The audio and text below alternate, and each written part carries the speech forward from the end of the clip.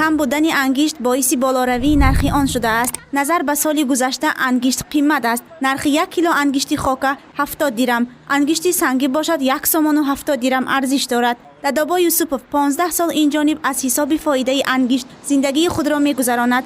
فروشنده گفت که خریداران از گرانی نرخ انگشت ناراضگی بیان می‌کنند، اما نرخ‌گذاری این نمودی سازشواری از وی وابسته نیست.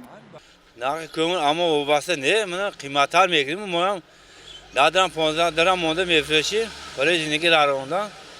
همین خیلی آدم‌ها میگوید که تو قیمت کدی میگوید نه ما قیمت می‌گیریم. مردم در فصل سرما بیشتر از انگشت خاک خریداری می‌کنند، زیرا نرخ آن نسبت به نرخ انگشت سنگی ارزان‌تر است. از این نقطه فروش انگشت بیشتر اهالی جماعت دهات اونجی و آشخانه و نانوایخانه‌ها خریداری می‌کنند.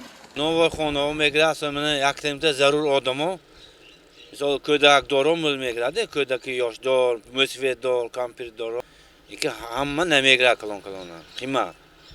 عائله دادابای یوسپوف نیز در فصل سرما برای گرمی خانه از صندلی استفاده می‌کنند. انگشت در نقطه فروش دادابای یوسپوف نظر به دیگر نقطه‌های سودا ارزان‌تر است. بنابراین خریداران از دیگر موضع‌های شهر و نواحی ولایت آمده انگشت می‌خرند. کم شدن انگشت و بالاروی نرخ آن خودی دادابای یوسپوف را نیز نگران کرده است. او نه تنها منفعت‌های خودی بلکه بیشتر در فکر تامین گرمی خانه‌های آدمان است.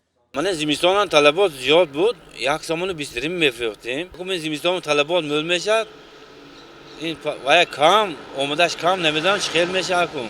در فصل زمستان بیشتری خانواده‌ها از گرمی کمر استفاده می‌برند، اما نرخ انگشت امساله برای بسیاری از عائله‌ها گرانی می‌کند. از اینجاست که مردم راه‌های دیگری گرم‌کنی را جستجو می‌کنند. گزارشی سومن حمید و نعیم ایوبوف برای برنامه اطلاعاتی خبر.